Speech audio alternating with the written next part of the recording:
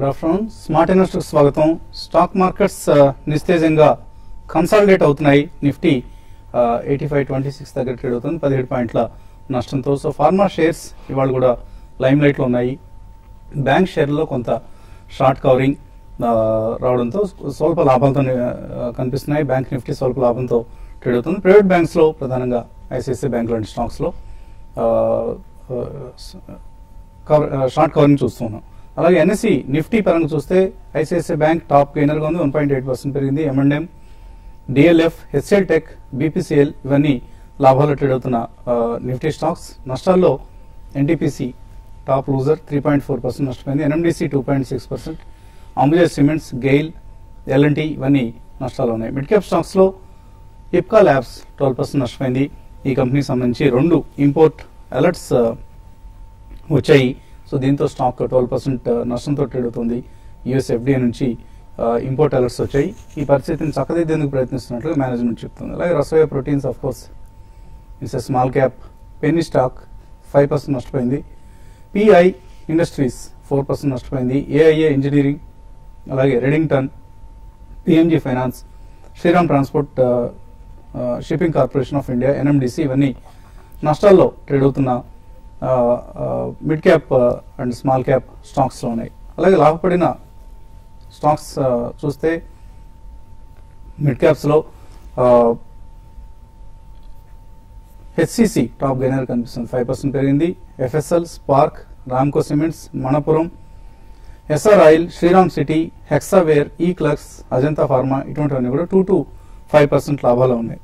అలాగే కొన్ని corporate actions గమనిస్తున్నాం. రాన్బ్యాక్సీ షేర్ హోల్డర్స్కు సన్ ఫార్మా, రాన్బ్యాక్సీ మెర్జర్కి సంబంధించి విలీన నిష్పత్తి ఖరారు చేశారు. రాన్బ్యాక్సీ షేర్ హోల్డర్స్కు ప్రతి ఒక రాన్బ్యాక్సీ షేర్కి 0.8 సన్ ఫార్మా షేర్లు కేటాయిస్తారు.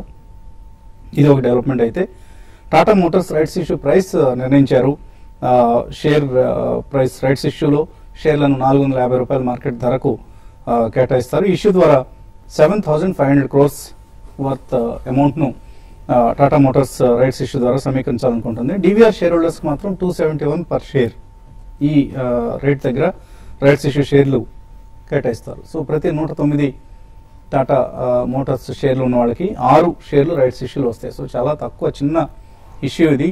సో 5 to 6% ఈక్విటీ డైల్యూషన్ జరుగుతుంది అనుకుంటున్నారు టాటా మోటార్స్ సంబంధించి. సో ఇవి ప్రస్తుతానికి మార్కెట్లో మనకు కనిపిస్తున్న ట్రెండ్స్. రేపటి ఎక్స్పైరీ అంశాన్ని కూడా దృష్టిలో ఉంచుకొని ట్రేడర్స్ ట్రేడింగ్ పొజిషన్స్ తీసుకుంటున్నారు. మార్కెట్స్ పరిస్థితి గురించి మాట్లాడేందుకు మనతో ఎనలిస్ట్ సిద్ధంగా ఉన్నారు. సో నిఫ్టీకి సంబంధించి కావచ్చు, సెన్సెక్స్ సంబంధించి కొంత మనకు వీక్ ట్రెండ్ కనిపిస్తుంది. మీరు ఎటువంటి ఇంట్రెస్టింగ్ మూవ్స్ గమనిస్తున్నారు? బేసికలీ చాలా సెడేట్ గా ఉండే మార్కెట్. పెద్ద interesting moves and news driven గానీ సెంటిమెంట్ డ్రివెన్ మూవ్స్ అనేది మనం ఏం చూసే అవకాశం లేదు. ఇది ఇట్లాగే ఇంకొద్ది కాలం కొనసాగే అవకాశం ఎక్కువ కనిపిస్తుందండి. మనకి రిజల్ట్ సీజన్ వచ్చే ముందర మేజర్ న్యూస్ పాయింట్ అంటే ఓన్లీ ఐఎండి డేటా ఒకటి మిడ్ ఏప్రిల్ లో వస్తుందండి. అప్పటికి మనకి రిజల్ట్స్ కూడా బిగిన్ అవుతాయి.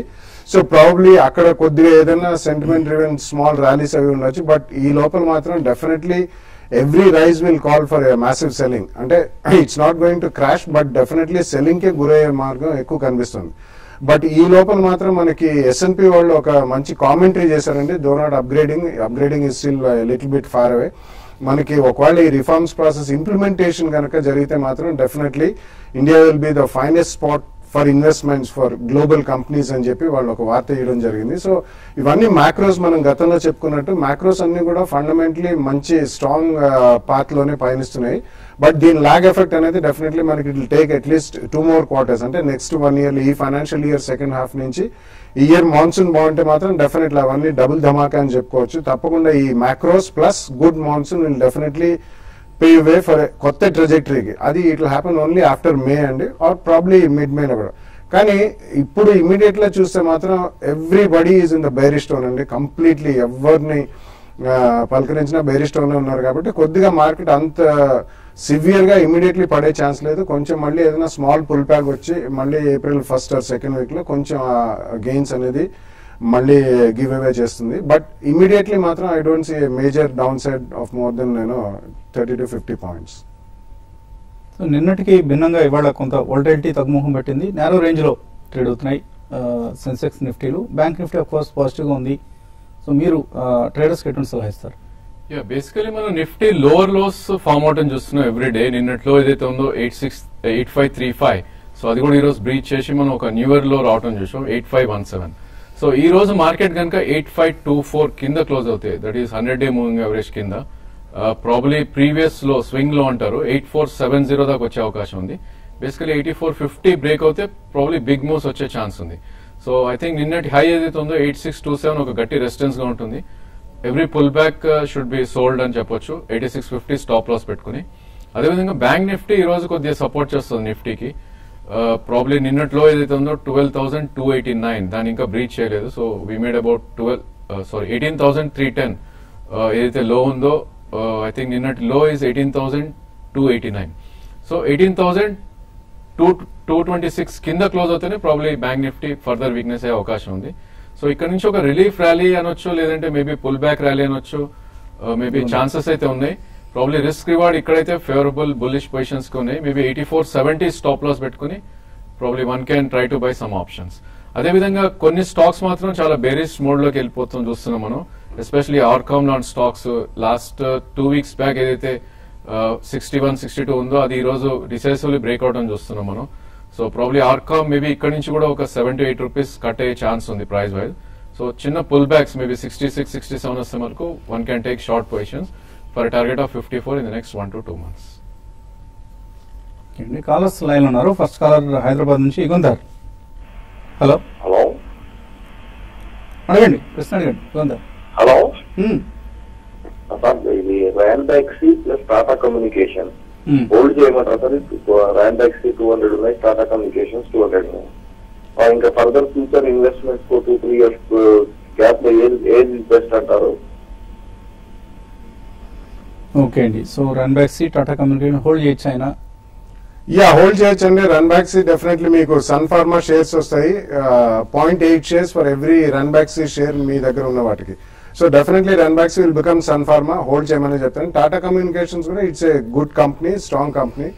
గతంలో VSNL అండి ఇది. సో డెఫినెట్లీ అది కూడా హోల్డ్ చేయమని. మీకు 2-3 years అంటున్నారు. అడిషనల్ గా ఏదైనా ఇన్వెస్ట్మెంట్స్ అంటే కొద్దిగా మే 2nd week దాకా ఆగండి. ఈ లోపల రిజల్ట్స్ వచ్చిన తర్వాత ఫార్మస్యూటికల్స్ లో కొద్దిగా ఈ మధ్య పెరిగిన కాలంలో ఏదైనా మిడ్ క్యాప్ లో గ్రాన్యూల్స్ లాంటిది, ఇండోకో రెమెడీస్ లాంటిది, నాట్కో ఫార్మా ఇటువంటి ఏదైనా క్రాక్స్ వస్తే అటువంటి కొనొచ్చండి. ఆటో ఆన్సిలర్ కూడా మీకు అండ్ ఆటోమొబైల్ లో కూడా అశోక్ లీలాండ్, ఐషర్ మోటార్స్ కొద్దిగా నెక్స్ట్ 1 month లో కరెక్ట్ అయితే అవి కూడా కొనొచ్చు. Private sector banking and non banking financial services companies, capital first, Bajaj finance ఇటువంటి కొనొచ్చు. Yes bank, IndusInd bank, Kotak bank ఇటువంటి కొద్దిగా కరెక్షన్ లో 1 month తర్వాత మీరు ఫస్ట్ ప్రైస్ పాయింట్ లో కొనొచ్చు. వంశీకృష్ణ హైదరాబాద్ నుంచి తర్వాత కాలర్. హలో హలో అడగండి వంశీ. నా పేరు వంశీ అండి. నేను ఇన్వెస్ట్ చేద్దాం అనుకున్నాను మ్యూచువల్ ఫండ్స్ లో. నా వయసు 29. సో నేను ఇన్వెస్టిగేట్ చేసి నేను రీసెర్చ్ చేసిన తర్వాత Reliance tax saver fund, Axis tax saver fund choose చేశాను, షార్ట్ లిస్ట్ చేశాను. ఈ రెండిట్లో మీరు ఏది సజెస్ట్ చేశారు? 2000 per month స్లిప్ చేద్దాం అనుకుంటున్నాను. అంటే మీకు ట్యాక్స్ సేవింగ్ అవసరం ఉందా? అవునండి. నా ట్యాక్స్ బ్రాకెట్ 20%, ఇప్పుడు మళ్ళీ 30% అవుతుంది. సో ట్యాక్స్ 30% ట్యాక్స్ బ్రాకెట్ లో మీరు అడిగిన 2 ట్యాక్స్ సేవింగ్ స్కీమ్స్ కూడా మంచి స్కీమ్సే.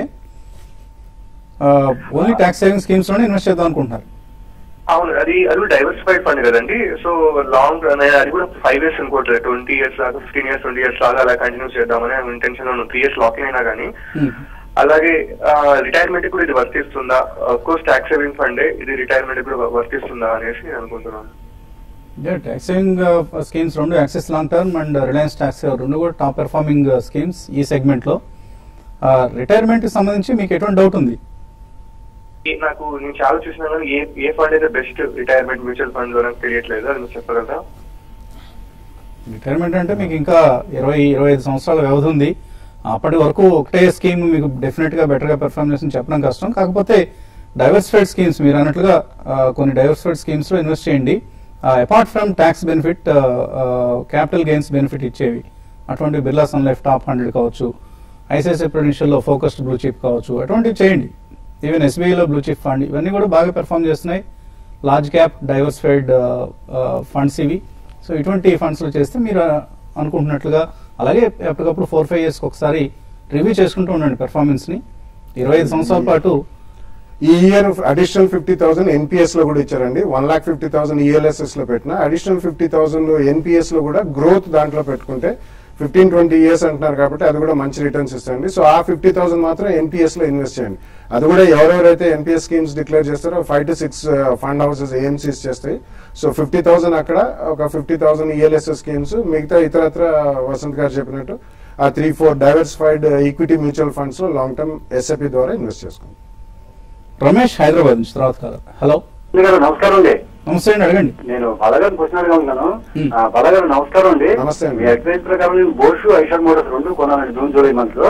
అయితే బోష్ ఏమో 100% డిప్రిసియేషన్, ఐషర్ మోటార్స్ నియర్లీ 60% దాకా అయిందండి. అయితే నేను ఇప్పుడు పేజ్ ఎంఆర్ఎఫ్ నా పోర్ట్ఫోలియో పెట్టుకోవాలనుకుంటాను, తీసుకోమంటారా లేకపోతే బోష్ ఐషర్ లోనే ఎక్కువ ఎక్స్పోజర్ తీసుకోమంటారా? ఇది చెప్పండి సార్ ప్లీజ్. నేను లాంగ్ టర్మ్ కోసం అండి, 5 years అండి వెయిట్ చేస్తాను. మంచి ఐడియానండి. కానీ మీరు చెప్పిన 5 స్టాక్స్ కూడా very high price stocks, excellent companies, అందులో డౌట్ లేదు. సో కొద్దిగా కరెక్షన్ అన్నిట్లో బిగిన్ అయిందండి. కాబట్టి మార్చ్ రిజల్ట్స్ దాకా ఏప్రిల్ ఎండ్ లో కానీ మే ఫస్ట్ వీక్ లో కానీ అది కూడా ఇటువంటి స్టాక్స్ బెస్ట్. ఏంటంటే మీరు ఎస్ఐపి 6 to 12 months చేసుకుంటే 5 years అంటున్నారు కాబట్టి అన్ని స్టాక్స్ ఎక్సలెంట్ స్టాక్స్. కొంచెం ఓపిక పట్టండి. ఈ 1.5 month అయిన తర్వాత ఈ 5 కూడా మీరు కొద్దిగా నెక్స్ట్ 12 months ఎస్ఐపి చేసుకుంటే ఎక్సలెంట్ రిటర్న్స్ ఉంటాయి. మరిన్ని కాల్స్ అలాగే మెయిల్స్ తీసుకునే ముందు కాసేపు ప్రకటనలు.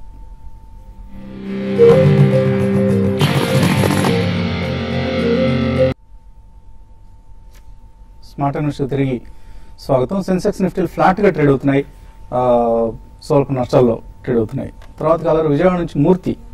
హలో. మీ సలహా మేరకు జిలెట్ 4,770 4,078లో పర్చేజ్ కొన్నానండి. నా దగ్గర గుడ్డియర్ ఇండియా ఉన్నాయి 650 రూపాయలు, ఏం పెరగట్లేదు. గుడ్డియర్ ఇండియా కూడా తీసేసి జిలెట్ కొన్ని తీసుకోమంటారా? మీ సలహా చెప్పండి సార్. సో గుడియర్ నుంచి ఆయన జిలెట్ కు మారదాం అనుకుంటున్నారు, మారొచ్చా? ఐ థింక్ మారొచ్చు అండి. ప్రాబ్లీ జిలెట్ లో మనం బ్రేక్అవుట్ రావడం చూసాం 2,900-3,000 మధ్యలో. సో జనరలీ బ్రేక్అవుట్ వచ్చినప్పుడల్లా ఈ స్టాక్స్ డబుల్ అవటం చూస్తున్నాం మనం లాస్ట్ 1 to 2 years గా. సో ప్రాబ్లీ జిలెట్ మనం 6,000 రూపీస్ టార్గెట్ గా పెట్టుకోవచ్చు. ఇప్పుడు 4,800 ఉంది. ప్రాబ్లీ మూవ్ చాలా ఫాస్ట్ గా ఉంది కాబట్టి ఒక 5 to 10% కరెక్షన్ వచ్చే ఛాన్స్ ఉంది. మేబీ ఆ టైంలో మీరు జిలెట్ కి గుడ్ నుంచి మూవ్ అయిపోవచ్చు. గుడియర్ నుంచి రవీంద్ర పశ్చిమ గోదావరి జిల్లా నుంచి. హలో సార్ నమస్తే అండి. నమస్తే అండి. సార్ నేను సిప్పుల 575లో స్టాక్ ఉన్నాను సార్ మార్చి ఫ్యూచర్స్ లో. అట్లాగే పొద్దున్న దాన్ని ఉంచాలా, క్లోజ్ చేసేసుకోమంటారా లేకపోతే ఏప్రిల్ కి క్యారీ ఫార్వర్డ్ చేసుకోమంటారా? అది ఒకటి.